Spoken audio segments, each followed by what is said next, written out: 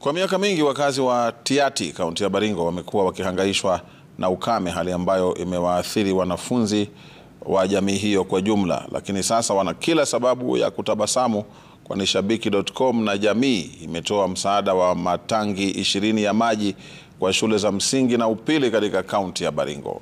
Shughuli hiyo iliongozwa na mkuu wa utumishi wa umma Felix Kosgei na mkurugenzi wa Shabiki.com Fred Afune. Inaendelea kwa sasa katika shule ya upili ya Koloa. Tunaungana na mwandishi wetu wa masuala haya Steve Shitera ili aweze kutupasha zaidi. Kukudokezea tu ni kwamba tuko katika shule ya upili ya Koloa katika eneo bunge la Tiaty, kaunti ya Baringo, ambapo Shabiki.com imetua na msaada wa matanki 20 katika shule mbalimbali eneo hili.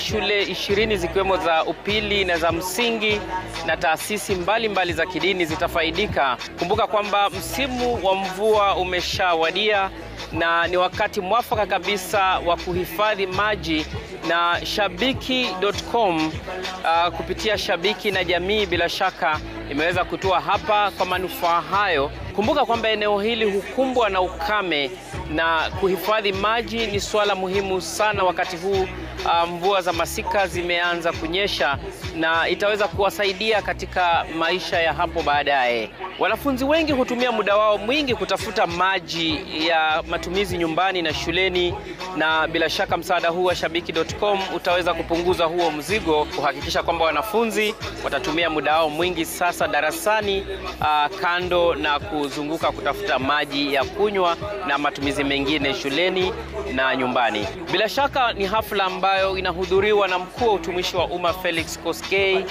mkurugenzi wa Shabiki.com Fred Afune, ambao wameweza kushinikiza umuhimu wa maji kwa manufaa ya wanafunzi, wazazi na wakazi kwa jumla wa eneo hili. Katika taarifa zetu za hapo baadaye tutaweza kukupakulia yaliyojiri hapa, wanavyosema wakazi wa eneo hili la Tiaty na Baringo kwa jumla kuhusu msaada huu na hafla hii ambayo imeandaliwa katika shule ya upili ya Koloa. Kutoka shule ya upili ya Koloa sina la ziada. Mimi ni Steve Shitera.